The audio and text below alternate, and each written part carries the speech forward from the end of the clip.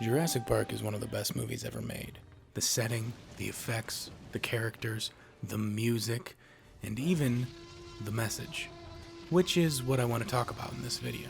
But this one's gonna be a bit different than my usual film analyses. As good as it is, Jurassic Park isn't Children of Men or 2001: A Space Odyssey. It's a Spielberg blockbuster. It doesn't have the same symbolic depth that the usual types of films do that I analyze on this channel. Again, it's just a popcorn movie, but it's an amazing popcorn movie. A popcorn movie that still has plenty of themes and subtext to discover. Not enough to justify a 20-minute video, but enough to justify a 5 to 10 minute. So, allow me to briefly go into some of the hidden messages that I've found, or at least I think I've found, in Jurassic Park. Now, I think the main message of the film isn't really hidden at all. I think Jurassic Park, like so many other films, is a cautionary tale about humanity trying to play God. John, the kind of control you're attempting it's not possible. Its message is one that warns us to tread lightly when meddling with nature.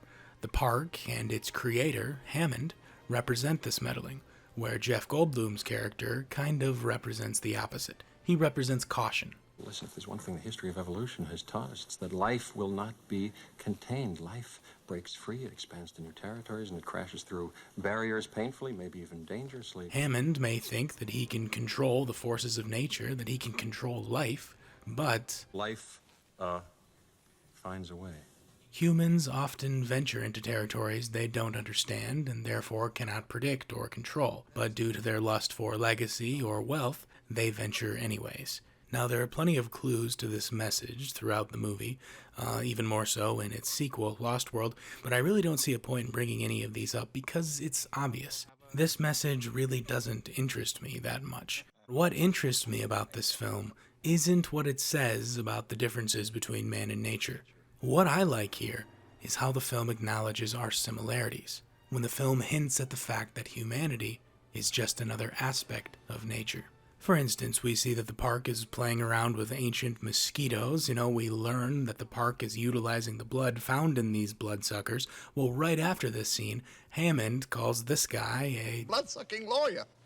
And speaking of this ancient dinosaur blood, the film goes into quite a bit of detail about what exactly DNA is, how it's nothing more than a code, a complex sequence that dictates what life is and how life operates. Dino DNA. A full DNA strand contains 3 billion genetic codes. It's all just data, numbers basically. Kind of, or honestly exactly, like binary code on a computer. Which I think is why the film also spends so much time discussing the concept of computer code. But with the key checks off, the computer didn't file the keystrokes, so the only way to find them now is to go through the computer's lines of code one by one. How many lines of code are there? About 2 million. 2 million. Much like humans trying to understand and create codes of DNA, the humans trying to understand the park's computer system once it goes faulty are grappling with something similar. The technology behind the infrastructure, the fences, the power, everything that's man-made in the park is also dictated by lines of code. We may think that we're differentiating ourselves from nature, but we're not.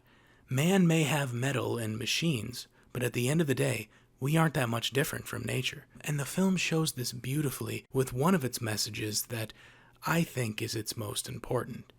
Jurassic Park is about parenting, procreation, legacy.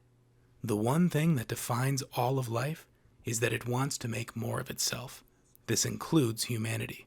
Life wants to breed, create, and grow. It wants to have children, and this message shows up everywhere in the film. There's Hammond wanting to produce something special to give weight to his legacy by creating Jurassic Park, and of course having his grandkids being some of the first people to visit it. I've been present for the birth of every little creature on this island. There's no unauthorized breeding in Jurassic Park. And how do you know they can't breathe? Well, because all the animals in Jurassic Park are female. We've engineered them that way. And then there's the way that the scientists at the park meddle with the dinosaurs' DNA to make all of them female, therefore making every dinosaur infertile. If there are no males, then no natural births will occur in the wild. But of course, just like in every other way that man tries to meddle with nature, nature wins. Life finds a way. I won't go into the details here, but yes, in the story of the film, somehow the dinosaurs end up breeding out of control, even though all of them were female. This is why the seatbelt moment at the beginning of the film is so genius. When all of our main characters are arriving on the island, everybody fastens their seatbelts for the landing. But Dr. Grant's seatbelt doesn't work. His seatbelt isn't the usual male and female parts that click together, but two females. But, like the dinosaurs on the island, who are also just females, he finds a way. Speaking of Dr. Grant, though, who is, of course, the film's protagonist, this theme of parenting kind of relates to his entire character arc. At the beginning of the film, Dr. Grant clearly hates kids and has no plans of having any of his own. His partner doesn't feel the same way, though. She clearly wants him to settle down and have kids with her. But Dr. Grant doesn't care about his legacy or creating a future family. He only cares about digging up the past. But after everything falls apart and chaos takes over on his visit to the park, he has a change of heart. He's stranded in the dangerous wild of the park with Hammond's two grandkids. Along the way, he kind of takes a liking to them. He sees the meaning in having to care for and protect these kids. It's implied that by the end of the film, Dr. Grant is finally ready to settle down and have some kids of his own. And then, of course, this theme of parenting, it plays a massive role in the sequel, again, Lost World, with Jeff Goldblum's daughter being a main character, and with a group of scientists learning that T-Rexes are caring parents, much in the same way that humans are, that T-Rexes will do anything for their young, especially if it is lost. Even the third one is about parents looking for their lost child. And then this can also be applied to the raptors in the same movie wanting to get their eggs back, and okay, parenting is a huge theme in these films, okay? If not the theme.